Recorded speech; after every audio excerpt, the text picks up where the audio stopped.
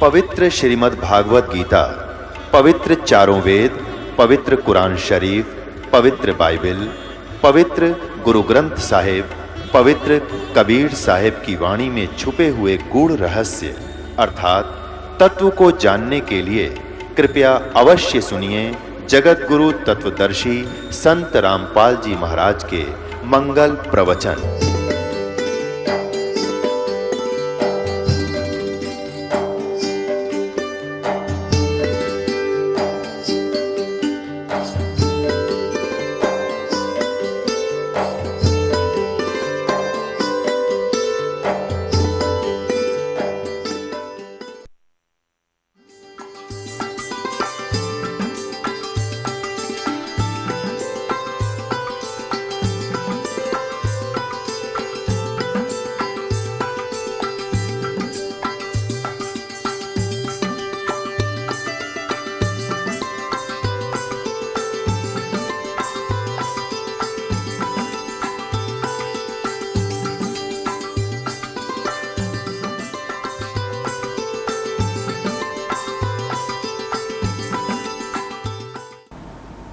अपने आत्माओं, आप तो बालक हो।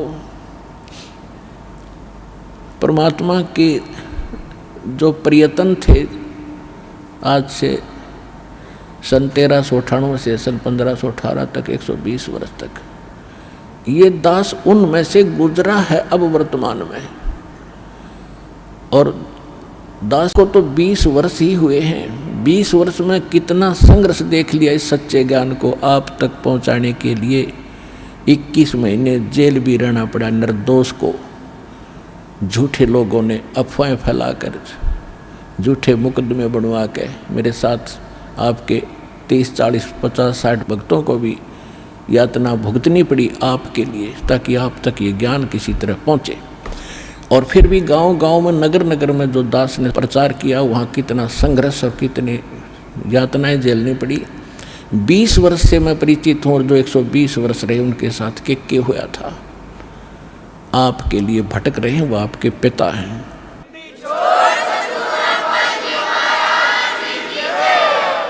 और आपने काल की भांग पी रखी, माया की। आपका यो नशा उतरता कोई ना। इस गंदे लोक में सड़न लग रहे हो और सब अपने आप में टीटी पा करे हैं। थोड़ी सी पोस्ट मिल गई, कोई बन गया छोटा सा अधिकारी, ने सोचा बस हो गया सब कुछ। अब तो ये तेरी पिछली कमाई है 10, 20, 50 वर्ष की। और फिर आगे अगले में क्या होगा तेरे साथ? फिर पीछे तू पशुआ की जय गद्दा बैल बनाई, ये 56 भोग कहा मन भोरे कि कुरडी चढ़ने जाए।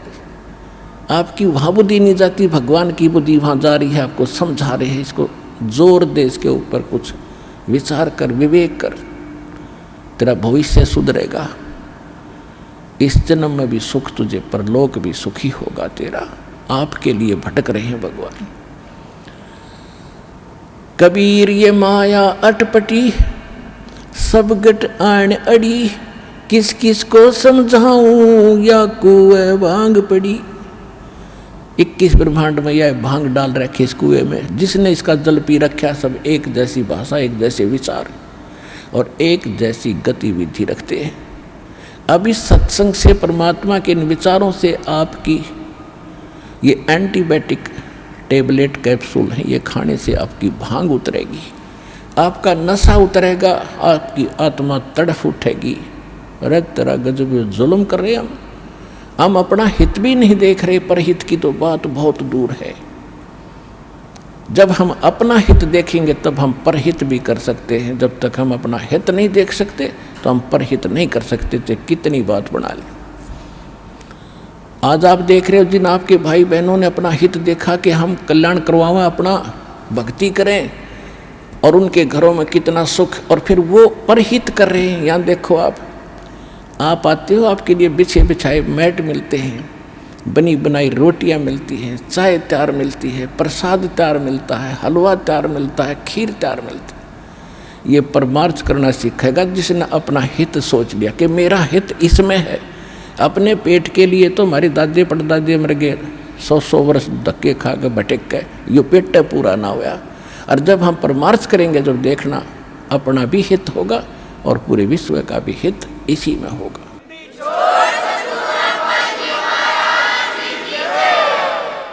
अब ये कितना परिवर्तन हो रहा है दास खुद देख रहा है। कहीं किसी का कोई धन पड़ा है, हमारा भक्त उठावेगा नहीं, और देख लेता है कि यहाँ किसी और गलत आदमी का हाथ पड़ गया तो वो हानि कर देगा इसको और नुकसान कराएगा, वो अलग बात है, लेकिन स्वयं प्रयोग नहीं करेगा। एक भक्त बता रहा था कि एक व्यक्ति के कोई जा रहा था, व्यापारी था, उसके 3 लाख रुपए गिर गए, एक थैला था, और मैं पीछे पीछे आ रहा था। मैंने वो थैला उठाया और देखा, किस्मत पैसे हैं भाई। उसको मैं वहीं लेकर खड़ा हो गया, कम 3-4 घंटे में वहीं खड़ा रहा आसपास। और वो आए फिर गाड़ी में, कभी रोके कभी देखे। मैंने उनके पास जाकर कहा, भाई क्या गुम हो गया? जी पैसे गिर गए हमारे। कितने थे भाई? कितने थे? कैसे कैसे नोट थे? कैसे थे? ये थे। अकले आपका 4 घंटे हो गए मैंने आपकी इंतज़ार करते हैं। और नहीं तो बच्चों, जब भगवान साथ ना होता दे के काख में और केरा कि जाकर देखो पीछा। तो दास चाहता कि ऐसा जमाना आवे और ये पता चले कि भगत ऐसे होते हैं, और फिर भगवान कितना प्रसन्न होगा आपसे। तो इस प्रकार हमने एक साधु भक्त और साधुता में आना पड़ेगा। हमने मन जीती बनना पड़ेगा। कहे कबीर, और सब दुखी एक संत सुखी मन जीती हो। आप मन जीत के नो मन जीता जाएगा भगवान के ज्ञान से। जैसे अज्ञानता में अनजान बालक विष पड़ा हो, चाहे कितना ही पड़ा हो, पूरा खा जाएगा। और जब उसको पता चल जाएगा विष का एक कण कण भी कहीं गिरा हो और ये पता हो कि ये विष है, उसको छुआ नहीं का, उसको तो मिट्टी में दबाओगा, नीचे कोई और भी ना खा ले। जैसे किरका जहर का रंग होरी हो, कहो कौन तिस खावे राम रंग होरी हो। अब क्या बताना चाहते हो कि तुम होरी माने खुशी मना रहे हो और करो खाओ जहर सारा दिन, दूसरों की बुरी सोचो, बुरी नीत रखो, रिश्वत लेते हो, फलान मिलावट करते हो, और तुम होरी मनाने की भी इंतजार कर रहे हो, खुशी की आशा करते हो। ये ऐसे आपके घर में होरी यानी खुशी नहीं हो सकती। होरी कैसे होगी? जैसे किरका जहर का रंग होरी हो, किरका माने कण, और कहो कौन तिस खाव राम रंग होरी हो, कि जिसने नो पता लगा जहर है फिर कौन खाओगा। और फिर देखियो इस राम रंग परमात्मा की तरफ से आपको कितनी होरी यानी खुशी मिलेंगी। तो फिर हमें ये जहर दिखाई देगा। और 100% वैसे हम किसी का दूसरा के में लेते हैं, जैसे हम दहेज लेते हैं। अब गरीब आदमी अपनी बेटी को पराई करने के लिए, सामने वाले उस भेड़िए का मुंह बंद करने के लिए चाहे कुछ भी करना पड़े, बेटी पराई करनी है, ऐसी समस्या उसके सामने होती है। और वो व्यस खा रहा, उसको पता नहीं, और वो दुख पाकर आत्मा मोस के कहीं से कर्जा उठा कर बेटी पराई करता है। अब हमने ये प्रतिज्ञा करनी है कि ना दहेज लेंगे ना देंगे, चाहे ब्याह हो चाहे ना हो। और क्यों कैसे ना होगा? वाह भाई वाह, भगवान ने संस्कार जोड़ रखे, उसने मिटा कौन देगा? वो तो जबरदस्ती होगा, ना चाहते हुए भी होगा। ये तो हम बकवाद करते हैं, सिर्फ इन पैसे वालों ने शुरू की थी, मायादारी मस्करों ने। और मीडियम स्तर के गरीब व्यक्ति तो बेमतलब उस परंपरा में पीछे जाते हैं। तो हमने ये नहीं करना है, क्योंकि ये फिर हमने देना पड़ेगा अगले जन्म में। तो हम ये संस्कार घटाएंगे बढ़ाएंगे नहीं। यदि भक्ति करनी है, और नहीं तो वे करो जो तुमने कर रहे हो, थारी मौज है। फिर भक्ति और मोक्ष की इंतजार मत करियो। यदि मर्यादा भंग करके चलोगे तो मर्यादा में रहो, आप भी सुखी, आपके बच्चे भी सुखी, आपकी बेटी भी सुखी रहेगी, क्योंकि आप उसको भगवान से जोड़ दो।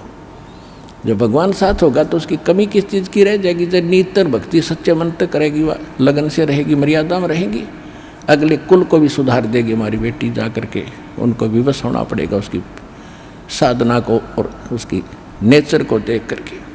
तो इसी प्रकार ये प्रचार होगा।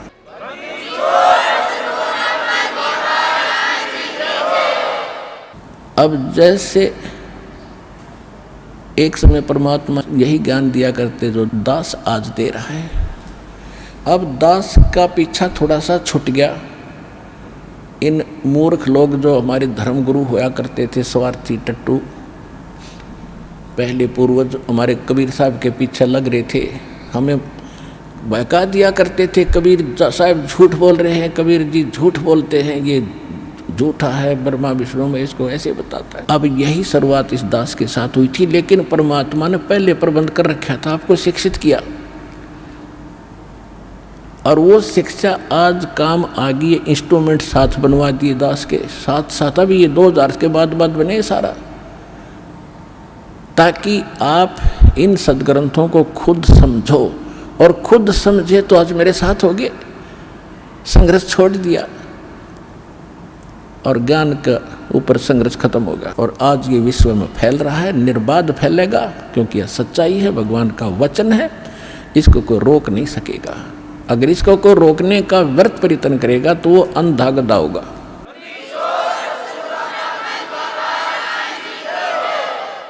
एक अंधा गधा था और रेल की पटरी के बीच में खड़ा था। उधर से ट्रेन आ गई, कुछ दूरी पर थी। उसने सोचा, अंधे गधे ने, कि ये तेरी तरफ कोई आ रहा है तुझे डिस्टर्ब करने के लिए, और गधे के पास अपनी 2 लात होया करें पिछली, कोई उसको डिस्टर्ब करता है तो उसका दोनों लात ठोक्या करो। तो उस अंधे गधे ने देखा कि इस साइड से कोई गड़बड़ है, जिधर से ट्रेन आ रही थी उसी तरफ पैर कर लिए पिछले, और जब निकट ट्रेन आई तो उसने सोचा मुझे दुखी कर रहा है, ये छेड़ रहा है, मतलब यानी ट्रेन के मार्ग में अवरोध बना खड़ा था वो, और ट्रेन का लात मारी, दोनों दलती ठोकी। जब निकट आ लिया, वो उठाकर ट्रेन ने पटक दिया, टुकड़े टुकड़े हो गया बाई के। तो ट्रेन उस अंधे गधे से रुक नहीं सके थी, वह उसकी मूर्खता और अज्ञानता थी, उसने दिखा नहीं था। इसी प्रकार जो परमात्मा के सतभक्ति रूपी ट्रेन का अगर कोई बाधक बनेगा तो अंधा गधा होगा, ये सोच लेना, सीधी सी बात है।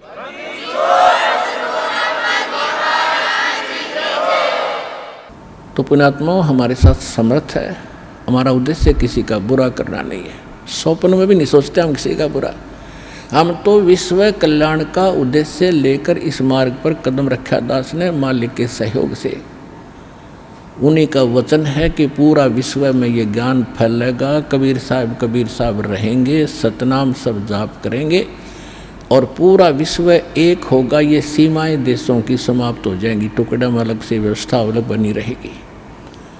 हम सब एक परमात्मा के बालक हैं, हिंदू मुस्लिम सिख ईसाई जितने भी प्राणी हैं।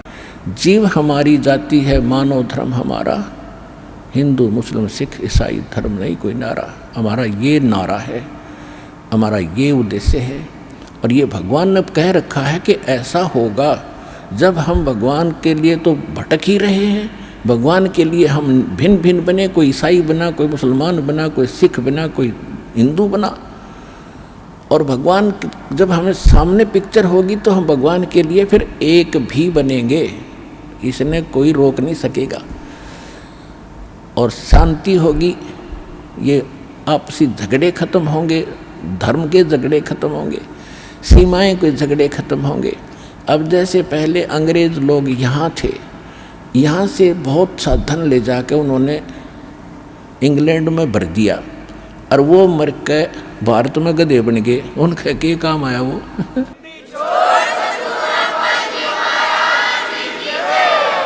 तो उन मूर्खों के काम आया, वो कर्म बिगाड़ गए। तो यह आँख, ये अंधेरा हटेगा आपका। पूरी पृथ्वी अपनी है, सभी भाई बहन भगवान के बच्चे हैं, अपने हैं, इसमें कोई पराया नहीं है। हम एक दूसरे को दुखी करके, किसी को सता के, वचन कर्म और किसी भी ताकत से हम दोषी बनते हैं। हमें तो वचन कर्म से और तन मन धन से सबको सुखी करने की चेष्टा करनी चाहिए। कबीर साहब का विधान है, ऐसी बानी बोलिए मन का आपा खोए, औरन को भी शीतल करे, आप भी शीतल होए। तो इस प्रकार के फार्मूले अपना अपना के इस भक्ति मार्ग को सफल करना पड़ेगा। और कोई इसका तरीका नहीं है। पुण्यात्माओं, अब परमात्मा हमें क्या गाइडलाइन देते हैं? नाम सुमर ले सुकर्म कर ले, कौन जाने कल की खबर नहीं पल की। नाम सुमर ले सुकर्म कर ले, कौन जाने कल की खबर नहीं पल की। बहुत से उदाहरण आपके सामने हैं। एक आंध्र प्रदेश का मुख्यमंत्री हेलीकॉप्टर से दूसरे स्थान पर अपना जलसा करने के लिए, मीटिंग करने के लिए रवाना हुआ।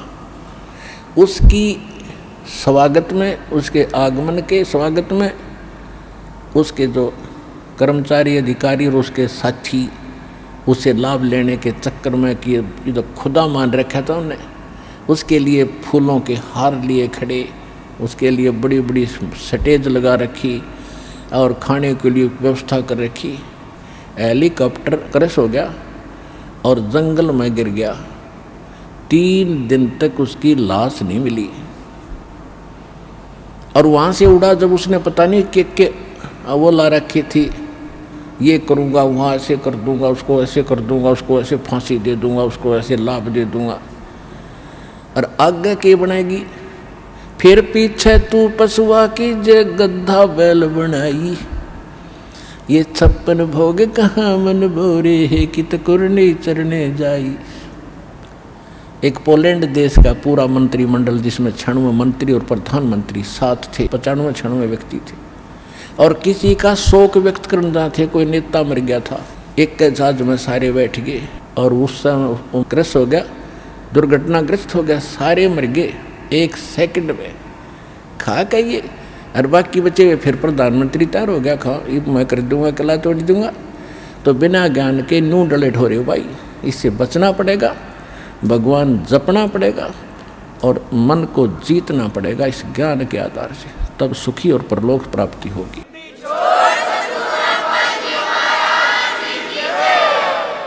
नाम सुमर ले सुकर्म कर ले, कौन जाने कल की खबर नहीं एक पल की। कोडी कोडी माया जोड़ी, तन बात करी छल की। कोडी कोडी माया जोड़ी, बात करी छल की। पुण्य पाप किली बांधे पोटरिया, या कैसे हो हल्की खबर नहीं पल की।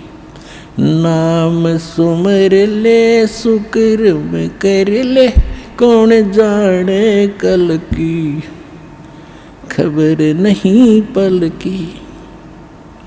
मात पिता परिवार भाई बंधु, ये तरिया मतलब की। मात पिता परिवार भाई बंधु, या तरिया मतलब की। चलती बरिया कोई न साथी, या मट्टी जंगल की खबर नहीं पल की। नाम सुमर ले सुकर्म कर ले, कौन जाने कल की खबर नहीं पल की। तारों बीच चंद्रमा जो झलके, तेरी महिमा जला झलकी। जैसे कोई नेता बन गया है, कोई अधिकारी कर्मचारी, कोई इंजीनियर, डॉक्टर, जज और कोई मंत्री, प्रधानमंत्री बना हुआ है। आज कहते हैं आप ऐसे चमक रहे हो इन अन्य नागरिकों में जैसे चंद्रमा तारों के बीच में शोभा पाता है। और यदि आप जी ने भक्ति नहीं करी तो क्या होगा। तारों बीच चंद्रमा जो झलके, तेरी महिमा झला झलकी।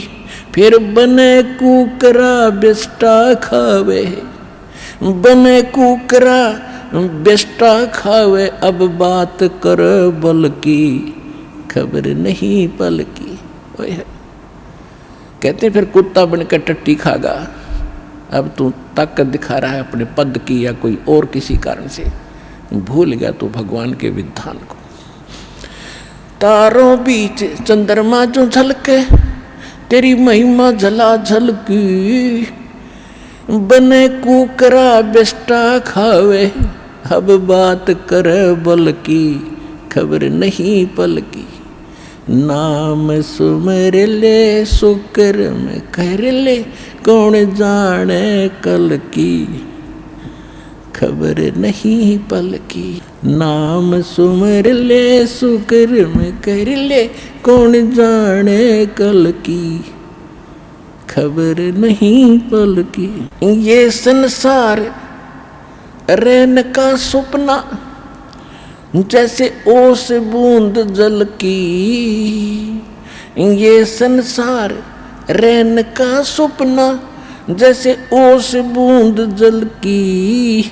सतनाम बिन सब है साधना, सतनाम बिन सब है साधना, या गारा दल दल की, खबर नहीं पल की।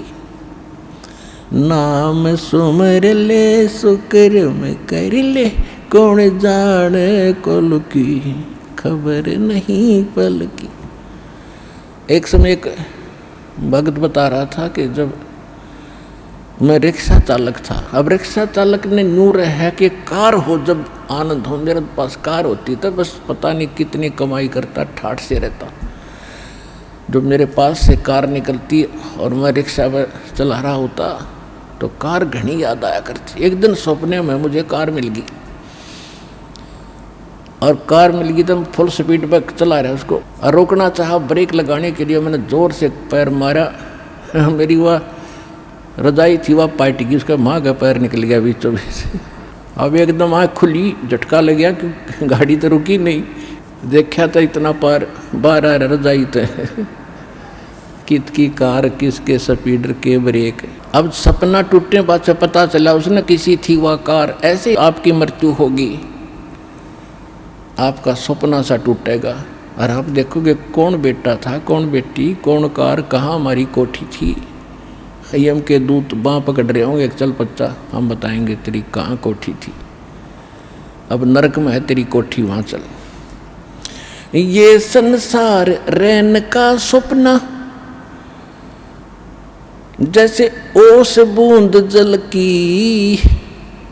सतनाम बिन सब है साधना, यानी सच्चे नाम के अतिरिक्त, इस सही साधना के अतिरिक्त आप जो भी भक्ति करते हो तो इसमें यहीं फंसाए रखने वाली है, ये बाहर नहीं निकाल सकती। जैसे दलदल से बाहर निकलने के लिए अन्य साधन की आवश्यकता होती, अपने ही पैरों से हाथ पैर मार कर नहीं निकल सकते। सतनाम बिन सब है साधना, या गारा दल दल की, खबर नहीं पल की। नाम सुमर ले सुकर्म कर ले, कौन जाने कल की, खबर नहीं पल की। अंत समय जब चले अकेला, तेरे आंसू ने ढल की। अंत समय जब चले अकेला, तेरे आंसू ने ढल की। कहे कबीर शरण गह मेरी, कहे कबीर शरण गह मेरी, हो रक्षा जल थल की, खबर नहीं पल की। अब क्या बताते हैं, परमात्मा याद दिलाते 100 बार हमें झंझोड़ रहे इस आत्मा को, रख तू कहाँ के क्या कर रहा है, भली आत्मा तू कर क्या रही है, तूने करना क्या चाहिए था।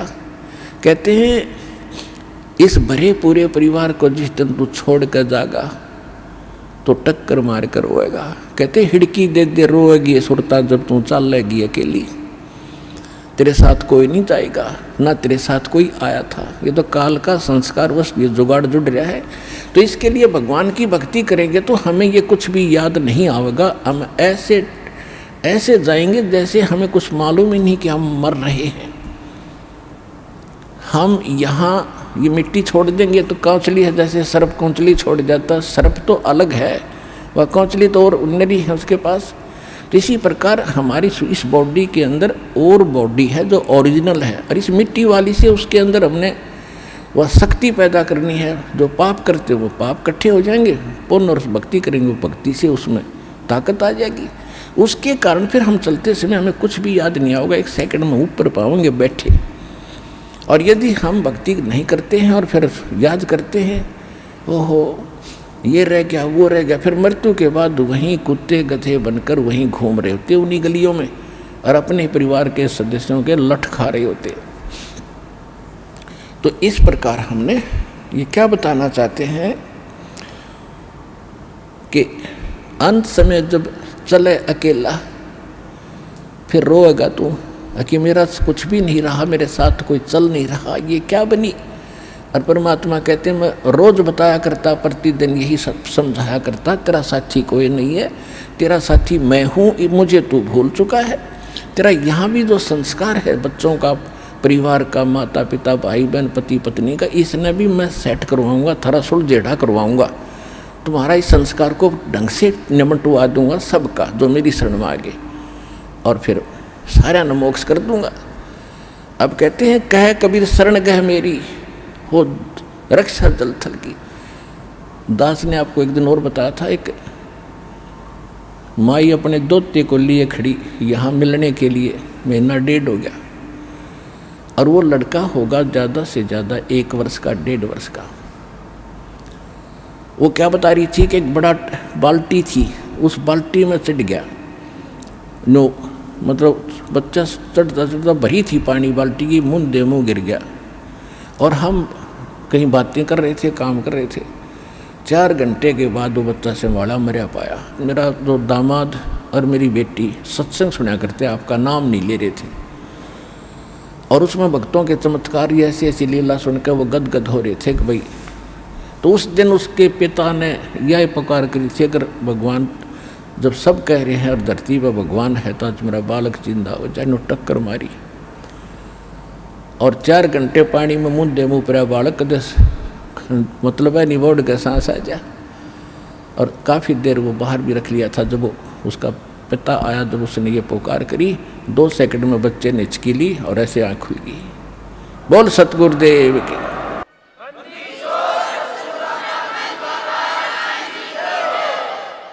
फिर डॉक्टर के पास ले गई, हिसार बता रहे थे। उसके बाद वो मिले नहीं हमें। फिर वो लड़के को लेकर आ रहे थे जी, सारा परिवार ने आज नाम भी ले लिया। देखो कहते हैं कह कबीर शरण गए मेरी। जब उन्होंने हृदय से ये मान रखा था कि संत है तो ये है, आ नहीं पा रहे थे। अब यहाँ लाने का तरीका भी उन्होंने अपनाना पड़ा। अब जैसे इस काल ने के कर रखा अपने साथ, यूँ यहाँ नहीं आने देता और बाकी कितने ले जाए इसने। अब ज्ञान सुन रहा है पूरा संसार, लगभग काफ़ी भारतवर्ष में तो बहुत सुन रहे हैं इस साधना चैनल पर, इस पुस्तक में भी पढ़ रहे हैं, और हमारे भक्तों से भी वो ज्ञान सुनकर अब वो ये सोच रहे हैं कैसे चले, इसको कैसे छोड़े। उनकी हिम्मत ना बढ़ रही यहाँ आने की। अब हमें एक बात याद आवा, छोटा जब दास पढ़ा करता 4वीं-5वीं कक्षा में, और जिस दिन स्कूल में टीचर ना आते, वो क्लास के बालक, एक तालाब था, उस तालाब पर स्नान करने भाग जाया करते। दिन में हम भी चले जाते थे। और क्या करते थे, एक वृक्ष था बट वृक्ष, और उसका ऐसे लंबा सा टहनी डारी ऊपर जा रही थी, और उस पर चढ़ कर छलांग मारा करते जल में।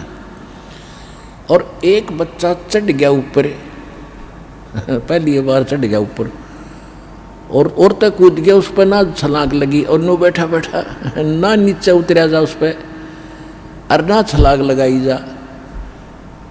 नो वो और तक कह रहा लगा दे छलांग, कुछ ना मैं ना हूँ। क्या हुआ कि एक बंदर का डले मार रहे थे दूसरी साइड में, और बच्चे, वो भागता भागता उसी पेड़ पर चढ़ गया और उसी टहनी पर चढ़ गया। उसने देखा बंदर आ गया, वो फटते ही कूद गया उसमें, उस तालाब में छलांग मार गया वो लड़का उस बंदर के डरते। और बंदर दिख गया, और फिर उसका ऐसा दिल खुला, फिर उनसे भी ऊपर जाकर छलांग लगाने लग गया। तब ये बैठे हैं सारे नुब सुन कर कुकर चल रहे हैं, ये बंदर भी भगवान दिखाओगा इन्हें जब आऊँगा डब बाजे।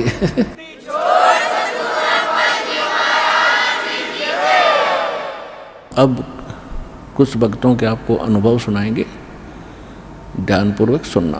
सत साहिब। बहन जी नमस्कार। नमस्कार। सत साहिब। बहन जी क्या शुभ नाम है आप जी का? मेरा नाम ज्योत्सना दराड़े है। बहन जी कहाँ से आए आप? मैं महाराष्ट्र नासिक से आई हूँ। बहन जी परम संत सतगुरु रामपाल जी महाराज की शरण माने से पहले आप कौन सी भक्ति करते थे? मैं शंकर भगवान की बहुत कड़ी भक्ति और गणपति वगैरह ऐसे देवी सब देवताओं की मैं पूजा करती थी। जो अच्छा लगे तो वो कर लेती थी पूजा पाठ ऐसे। बहन जी जो जैसे आप बता रहे हैं कि आप शिव जी भगवान की भगत थी और बाकी ये देवी देवताओं की आप पूजाएं करती थी, तो जो भक्ति आप करते थे उसका आपको क्या लाभ मिलता था? वैसे तो मैं परमात्मा की दया से बहुत पहले से ही सुखी हूँ। तो मुझे ऐसे लगता था कि ये भगवान की कृपा से ही हो रहा है। लेकिन ऐसे सुख की कोई कमी रखी ही नहीं थी परमात्मा ने पहले से ही मेरे नसीब में। तो वो बात मुझे अभी समझ में नहीं आ रही कि मैं अभी क्या बोलूँ। तो वैसे कुछ लाभ नहीं मिला भगवान से ऐसे। बहन जी परम संत सतगुरु रामपाल जी महाराज की शरण में आप कैसे आई? मेरी एक स्टूडेंट थी 45 साल की एक स्टूडेंट थी मीता पटेल नाम करके। तो वो एग्जीबिशन में गए थे और उन्होंने ये किताब खरीद के मुझे प्रेजेंट दी थी। और मैंने ऐसे ही वो किताब रख दी थी। महीना 1-1.5 महीना हो गया तो मैंने पढ़ी नहीं कभी। तो मुझे एक दिन ख्याल आया कि मैं ये किताब पढूं और मैंने पढ़ ली और 2 दिन में ही ख़त्म कर ली। तो मुझे रोना आ गया कि अरे बाप रे, ये तो हम बहुत गलत भक्ति कर रहे हैं, गलत भगवानों की भक्ति कर रहे हैं। गीता में तो ये ऐसे दिया है कि ये भगवान अलग है, परमेश्वर अलग है और मोक्ष मिलना चाहिए हमको। मोक्ष के लिए तो हम आए ये जीवन में। तो ये मुझे अब समझ में आया उससे। और मैंने अभी चाहा कि अब मैं यहाँ कैसे जाऊँ हरियाणा में, तो मुझे कुछ मालूम नहीं उसका। तो परमात्मा मुझे कैसे मिलेंगे, अब कैसे मोक्ष होगा मेरा। तो मेरे पड़ोस में जो लड़की रहती है तो उसने बताया कि अरे मैं आंटी मेरी फ्रेंड भी वही करती है। तो मैंने सोचा अरे परमात्मा ने तो मेरी सुन ली। तो उसको मैंने बोला उसका मुझे एड्रेस वगैरह दे दे और फ़ोन नंबर दे दे, मैं तो उससे बात करवा लूँगी। और उनसे मैंने बात की कि मुझे आपके यहाँ आना है और मुझे ये चाहिए, ये भक्ति का मार्ग चाहिए। तो कैसे जाते हैं आप, कैसे वहाँ पे पहुँचते हैं, तो मुझे वो मालूम चाहिए। तो मैंने पूछा और उन्होंने मुझे ये ज्ञान दिया कि हम कैसे जाते आते। मुझे लगा बहुत पैसा लगता है इधर आने के लिए, कैसे जाए कैसे आए। तो बहुत ही सस्ते में मीन्स 1000 रुपये तक हम ट्रेन से आ जा सकते हैं। तो मुझे लगा अरे बाप रे, मेरा काम तो हो गया, अभी मैं जा सकती हूँ यहाँ पे। तो मैंने उनको बोला कि मुझे लेके जाओ, पहले आप लेके जाओ। तो मैंने बात का टिकट कटवाया उन्होंने। तो मैंने बोला, मैं हर रोज़ रोती थी अरे परमात्मा आप महीने बाद मिलोगे, मुझे कब मिलोगे आप। मैं तो बहुत जन्मों से ऐसे तरस रही हूँ कि मोक्ष मिलना है मुझे, तो कैसे मिलेंगे।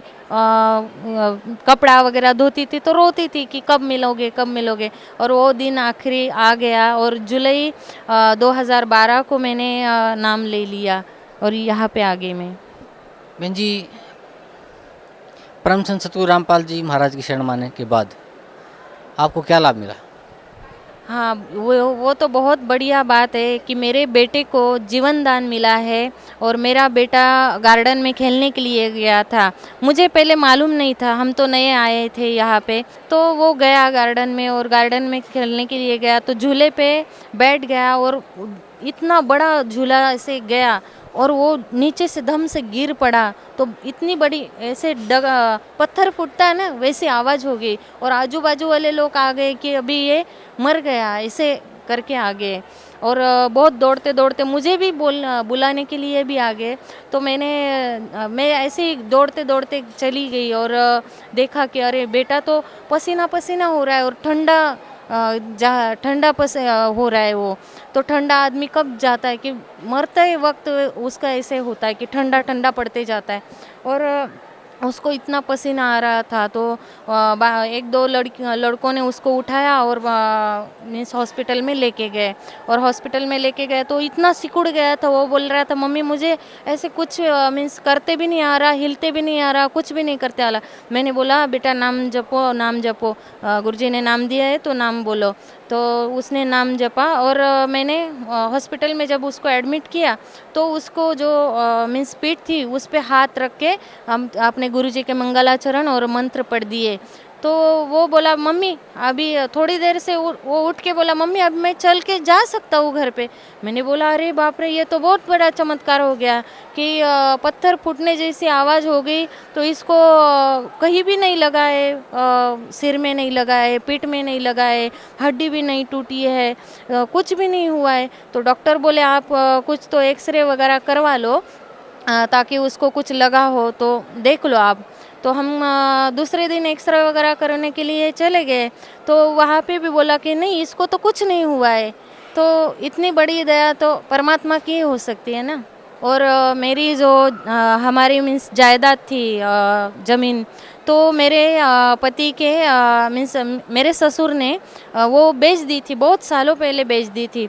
और उसको कोई मिलने का चांस ही हमको नहीं था। लेकिन जब मैं परमात्मा की शरण में आ गई तब वो ज़मीन भी मेरे पति के नाम पे जानी चाहिए ना, वो ज़मीन तो उनको मिलनी चाहिए। तो वो मेरे नाम पे अभी मिल गई है, मेरे नाम पे आ गई वो। और इसके बाद भी और प्लॉट वगैरह मैंने ले रखा था तो उसका भी व्यवहार नहीं हो रहा था। 3-4 साल पहले मैंने लिया था, नाम लेने से पहले, तो भी वो बिल्डर जो है तो वो व्यवहार नहीं करके दे रहा था, बहुत तकलीफ़ दे रहा था हमको। तो मैंने ऐसे प्रार्थना भी नहीं की, लेकिन परमात्मा अंदर ही अंदर जान गए कि इसको ये तो करवा देना है इसका ये। तो परमात्मा ने करवा दिया वो, और मेरा वो डील भी हो गया है परमात्मा की दया से। बहन जी जैसे अभी आप बता रहे थे कि पहले आप शिव जी की भक्ति करते थे और अन्य देवी देवताओं की भक्ति करते थे, लेकिन आप वो ये ऑब्जर्व नहीं कर पा रहे थे कि इससे क्या लाभ है, क्या नुकसान है, क्या। फिर आप परम संत सतगुरु रामपाल जी महाराज की शरण में आए, सतगुरु रामपाल जी महाराज से आपने नाम उपदेश लिया। तो आप बता रहे हैं कि आपके बेटे को जीवनदान मिला, आपकी जो फैमिली डिस्प्यूट थे वो सोल्व हुए, आपकी जो प्रॉपर्टी के विवाद चल रहे थे संत रामपाल जी महाराज की दया से वो भी शॉर्ट आउट हो गए। तो बहन जी भक्त समाज को क्या संदेश देना चाहते हैं आप? What message would you like to pass for भक्त सोसाइटी? मैं भक्त समाज को ये संदेश देना चाहूँगी, यहाँ पे आप मोक्ष मिलने के लिए आ जाए ताकि हम जन्म मरण के इस कड़ी से छूट जाए और मोक्ष प्राप्त करें, जो कि हमारे ग्रंथों में उसका ज्ञान दिया है। और भौतिक सुख वगैरह मानसिक सुख अपने आप तो हमें मिल ही जाते हैं यहाँ पे आने के बाद। जैसे मुझे बहुत सारे सुख मिल गए हैं तो वैसे आपको भी मिल जाएंगे। तो मोक्ष प्राप्ति के लिए सतलोक आश्रम बरवाला, जिला हिसार हरियाणा, यहाँ पे रामपाल जी महाराज की शरण में आए और उपदेश ले ले और मोक्ष करवा ले, यही मैं भक्त समाज को संदेश देना चाहूँगी। जी धन्यवाद आपका, बहुत बहुत धन्यवाद। परम पिता परमात्मा पूर्ण ब्रह्म सर्व सृष्टि रचनहार कबीर परमेश्वर जी की असीम रजा से आप सभी पुण्यात्माएं सत्संग यथार्थ भक्ति मार्ग सुनने के लिए उपस्थित हो सके।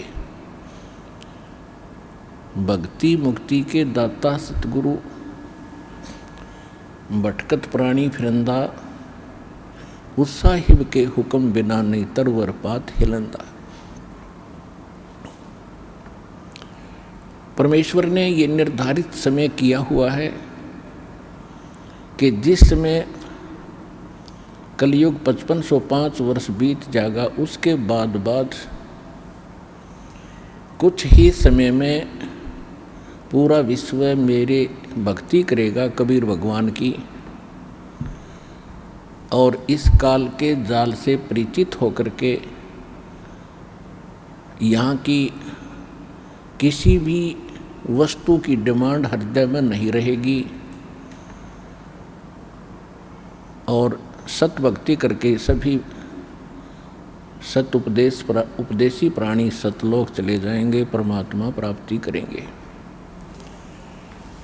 उधर से काल ने कहा था कि मैं उस समय से पहले जब आप का दास आवेगा 5505 वर्ष कलयुग बीतेगा, उससे पहले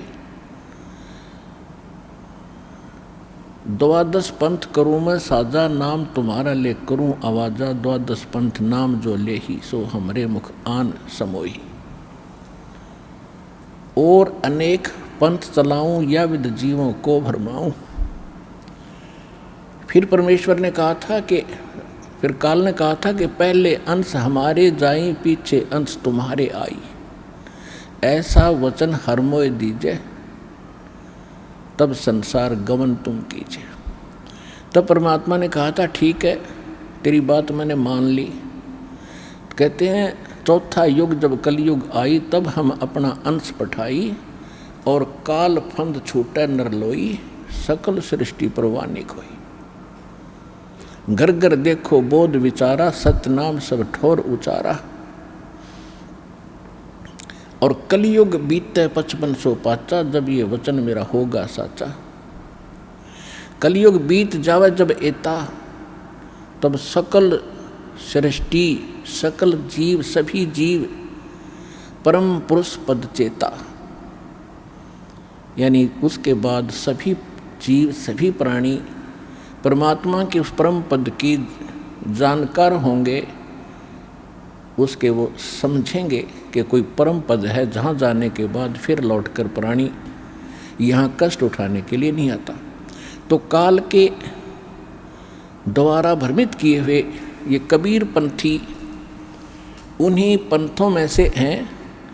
और परमात्मा ने कभी धर्मदास जी से कहा था कि धर्मदास जी मेरी लाख दुहाई, अभी ये मूल ज्ञान किसी को बताना नहीं है और ना किसी को सार शब्द देना है। इसको तब तक छुपा के रखना है जब तक ये सभी पंथ नष्ट ना हो।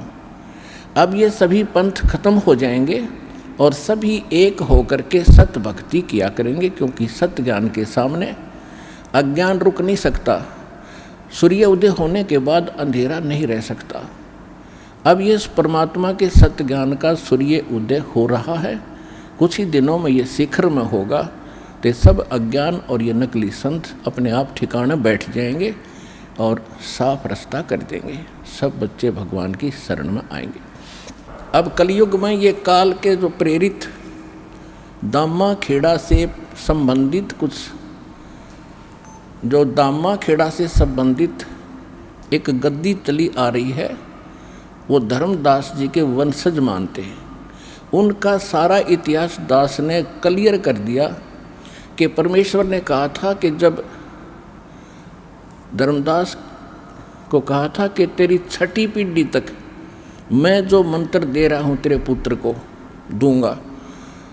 ये 6ठी पीढ़ी तक तो प्रथम मंत्र 5 नाम ठीक चलेंगे जो आपको दास देता है। उसके बाद कहा था कि उसके बाद तेरे पंथ के जो 6ठी पीढ़ी का होगा, 6ठी पीढ़ी 5वीं तक ठीक चलेंगे। 6ठी पीढ़ी को एक टकसारी पंथ जो काल के पंथों में से 12 में से एक है टकसारी पंथ, उसका प्रवर्तक उस 6ठी पीढ़ी तेरे वंशज को 6ठे पोते को डिस्टर्ब कर देगा और कहेगा कि तुम काल के नाम जाप करते हो 500 इन देवताओं के और बात करते हो सतलोक और सचखंड की। इससे वो भ्रमित हो गया और यही हुआ। उसके बाद उस दामा खेड़ा से संबंधित गद्दी पर यथार्थ भक्ति नहीं रही। अब इनको चिंता बन गई है।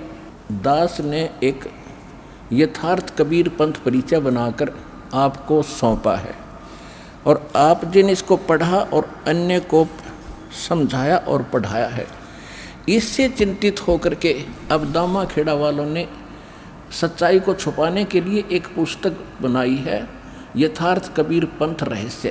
अब कहते नकल में भी अकल की आवश्यकता होती है, वह इनके पास है ही नहीं, ज्ञान वाली बुद्धि। अब देखो इस दास ने एक ये यथार्थ कबीर पंथ परिचय पुस्तक बना के आप जी को दी है और इसको सभी पढ़ रहे हैं और इससे परिचित होकर कबीर पंथी उन नकलियों को छोड़कर यहाँ आ रहे हैं। अब इन्होंने एक ये बनाया है अभी तुरंत, बहुत 2014 में इसका प्रकाशन किया इन्होंने। ये देखो, ये है यथार्थ कबीर पंथ रहस्य। प्रकाशक हैं सदगुरु कबीर धर्मदास साहेब, वंशावली, प्रतिनिधि सभा, कबीर धर्मनगर, दामा खेड़ा, जिला रायपुर, छत्तीसगढ़। और ये छपी है यहाँ से। प्रकाशक हैं ये वही है प्रकाशक, अप्रैल 2014 में। और ये computer composing Prakash Kunj, you है कटोरा तालाब, रायपुर छत्तीसगढ़ से। अब आपको दिखाऊंगा इनकी कलाबाजी। इन्होंने परमात्मा के ज्ञान को, हमारे ज्ञान को सुनकर ये डिस्टर्ब हो गए, क्योंकि इन्हीं की पोल खोल दी कती। इन्होंने क्या देखो कैसे विचलित हैं ये लोग। देखिएगा इसके प्रश्न नंबर, ये देखिएगा, ये प्रश्न नंबर 1 है इसका। कबीर पंथ के पवित्र ग्रंथ कबीर सागर से वर्णित अद्भुत रहस्य।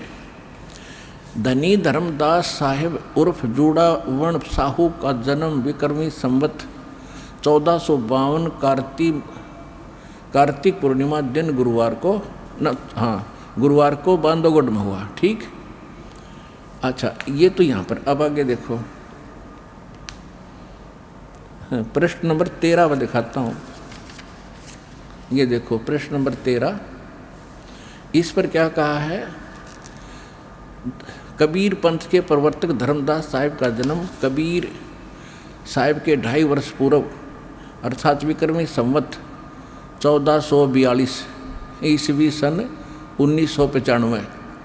अकल है इनकी, अरे देवताओं 1442 और 1995 में। अब और दिखाता हूँ आपको। देखो 7 पृष्ठ पे ये क्या कहते हैं। 7 पृष्ठ पे कहते हैं कि सतगुरु वे सृष्टि, ये क्या लिखा है कि सृष्टि रचना से पूर्व उस व्यापक सत्य सुनता में सतगुरु कबीर साहब स्वयं ही सतपुरुष में ही विद्यमान थे, यानी सतपुरुष में थे। ये क्या मानते हैं, कबीर साहब अलग है, सतपुरुष अलग है। और हमारी नकल करके इन्होंने नीचे थोड़ी सी बात घुमाई है, देखिएगा। इसी 7 पृष्ठ पे हम पढ़ रहे हैं। यहाँ क्या कहा इन्होंने, जगत सृष्टि की रचना से पूर्व निरंजन ब्रह्मा विष्णु शंकर भी इसी में समाहित थे। यो क्या कह रहा है कि ये क्या लिख रहे हैं, सतपुरुष में कबीर साहब भी उसी में लीन थे और निरंजन भी ब्रह्मा विष्णु महेश भी उसी में लीन थे। यानी इन नकलियों ने कबीर साहब को निरंजन और ब्रह्मा विष्णु महेश की कैटेगरी में लाकर खड़ा कर दिया। इनके पास खाक ज्ञान है। और देखो आगे देखो विद्यमान थे, निरंजन भी उसी में थे, समाहित थे। और सृष्टि का संपूर्ण दृश्य अदृश्य जगत सतपुरुष में समाया हुआ था। अतः सतगुरु कबीर साहब इस समस्त दृश्य अदृश्य सृष्टि के साक्षी गवाह भी हैं। वे सृष्टि के आदि में भी विद्यमान रहे और प्रलय काल तक रहेंगे, यानी फिर मर जाएंगे। अर्थात सतपुरुष और सतगुरु कबीर साहब एक ही हैं। इनकी कलाबाजी देखो। पहले तो कह रहे हैं कि सतपुरुष में कबीर साहब समाये हुए थे और ब्रह्मा विष्णु महेश और निरंजन भी उसी में थे और फिर उससे उत्पन्न हुए। अरे ये कह रहे कबीर साहब और सतपुरुष साहब एक ही हैं। ये तो हमारी पढ़ केवल एक पंक्ति लिखी है गलती से। इनका मानना ये है कि कबीर साहब अलग हैं और सत्य पुरुष भिन्न है। तो यहीं से पता चल जाएगा ये पक्के काल के दूत हैं। इनको कख पता नहीं।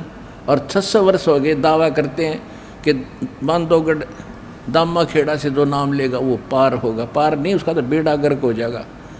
कख नहीं इनके पास, कोई सार नाम नहीं, सार शब्द नहीं इनके पास, सार सत्य नाम नहीं। 500 नाम अटपट कर रहे हैं, वो भी सही नहीं। अब देखो 7 पर हम पढ़ रहे हैं। देखो ये 7 पर हम पढ़ रहे हैं, यहाँ तक हम आगे हैं। ये सारा हमने पढ़ लिया। वे सृष्टि के आदि में विद्यमान रहे और प्रलय तक रहेंगे, यानी प्रलय फिर कबीर साहब मर जाएंगे, इनका कहना। अर्थात सतपुरुष और सदगुरु कबीर साहब एक ही हैं। इसी अव्यक्त सतपुरुष से ही व्यक्त संसार का निर्माण हुआ है। और देखो अब 8 पृष्ठ पे क्या कहा इन्होंने। ये कुछ वाणी है कबीर सागर की ली है। आदि अंत कोई ना बासा, आप ही आप कीन प्रकाशा, साहिब हतो न और नहीं कोई, शिष्य गुरु हते नहीं कोई, तब नहीं तब ब्रह्मा वेद निशानी, ना तब शिव की उत्पानी। ये कबीर साहब की वाणी है। इसका अनुवाद यहाँ कर रहे हैं। अतः सतगुरु कबीर साहब सतलोक का अधिपति सतपुरुष के प्रतिनिधि हैं। सतपुरुष का यही पवित्र प्रतिनिधि समस्त संसार में पूर्ण गुरु सतगुरु भी है। पंथ प्रदर्शक भी इसी एकाधिपति सतपुरुष से ही इस सृष्टि की रचना हुई है। देखो, यानी सतगुरु कबीर साहब सतलोक के अधिपति सतपुरुष के प्रतिनिधि हैं, सतपुरुष नहीं, परमात्मा नहीं।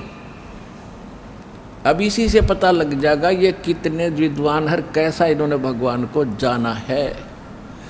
एक प्रधानमंत्री और प्रधानमंत्री का प्रतिनिधि होता, उसका कोई राजनीतिक सलाहकार, छोटा मोटा कोई सेक्रेटरी।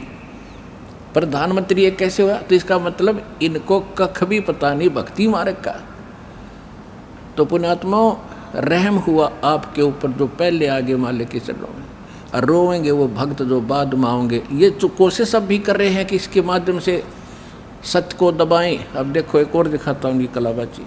अब देखो इन नकलियों ने इस दास के ऊपर कटाक्ष कर रखा है। देखो ये पृष्ठ है 58,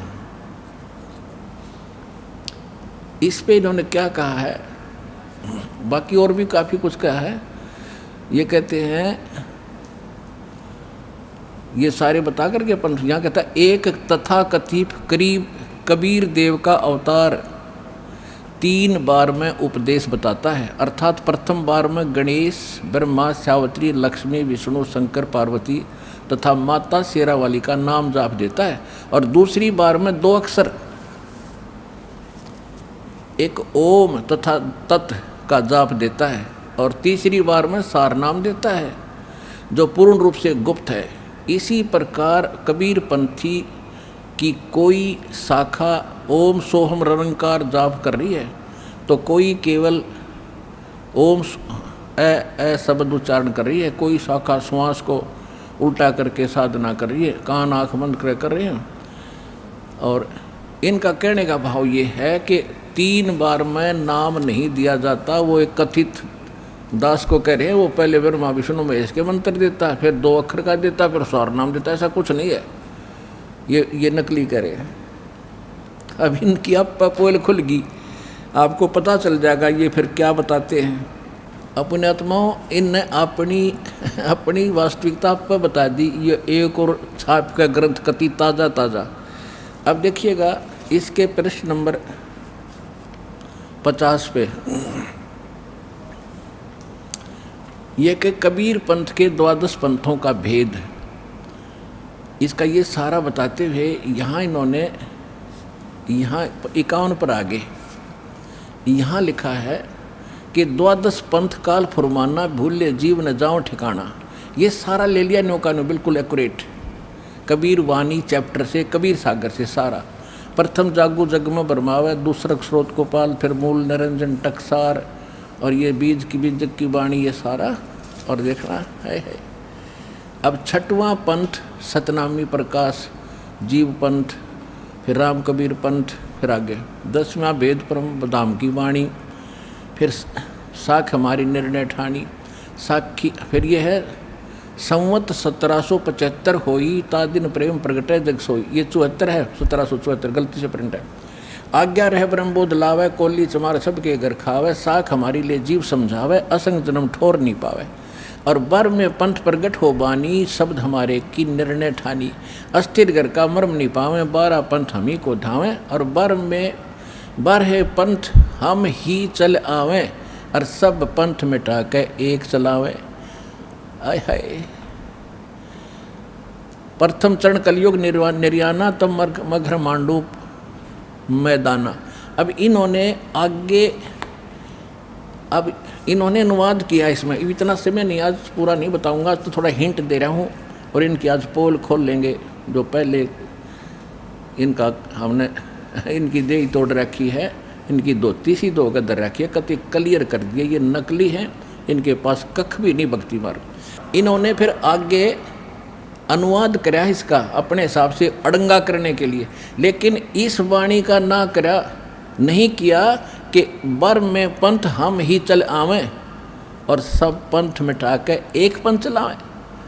ये वहाँ छोड़ दिया, क्योंकि श्रद्धालु केवल अनुवाद पढ़ते हैं इनके, वाणी वो समझ नहीं सकते, इसलिए दास पे कृपा करी परमात्मा ने ये प्रोजेक्टर और DVD बनवा के कि हाथों हाथ सच्चाई मिलेगी, अरे ये नकली और अच्छी तरह साफ हो जाएंगे।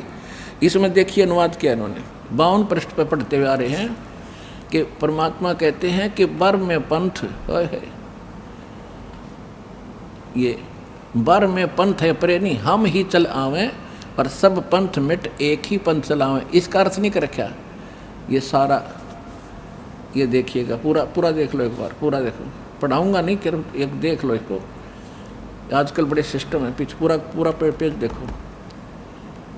इसमें कहीं भी उस अर्थ नहीं दिया इन्होंने जिसमें ये लिखा है कि बर में पंथ हम ही चलावें, उसका कति जिक्र नहीं किया है। तो कहने का भाव ये है पुण्यात्माओं कि इन्होंने अब खलबली मचगी इनका कि इस यथार्थ कबीर पंथ परिचय पुस्तक ने अला के दर दिए, ऐसे गजब के प्रमाण दे रखे और ये खुद भी मान रहे हैं। इसमें इन्होंने लिखा है कि 13वां 11वां और 17वां इनको काल चलेगा भाई, और उसकी व्याख्या इन्होंने गलत की है अपने अनुयायियों को भरमाने के लिए, उनको भरमाने के लिए उसकी व्याख्या गलत करी है। और जब एक बात बताओ, जब छटाई छल लिया तो फिर आगे कहाँ रही उसमें भक्ति, पहले से डिस्कनेक्ट हो गया, फिर वो तो उससे अगले चलते रहे उसके। तो ये फिर दूसरा इनसे पता चलता है कि कौन सा नाम देते हैं, उसी को सार नाम, उसी को सतनाम बताते हैं। ये कौन से 5 नाम देते हैं, अजर नाम, अमी नाम, अमर नाम, पाताले सब सिंधु नाम, यही हंस का काम, एक पूरी आरती सी घोट रहे हैं, ये सतनाम है और यही सारनाम है इनका।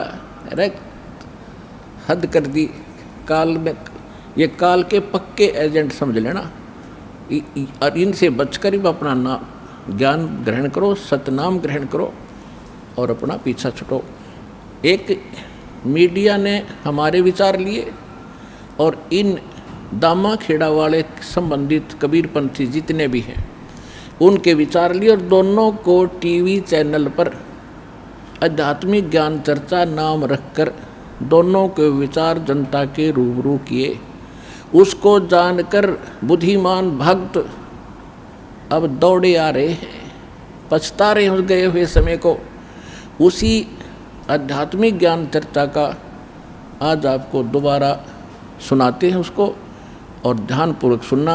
अब ये आपको दिखा दिया ये कितना गड़बड़ी करे, और अब सच्चाई आपके अब रूबरू आएगी कि सचमुच वास्तविकता क्या है। अब सुनिएगा वो आध्यात्मिक ज्ञान चर्चा जो पहले मीडिया के माध्यम से टेलीकास्ट हो चुकी है, अब भी सुनो दोबारा।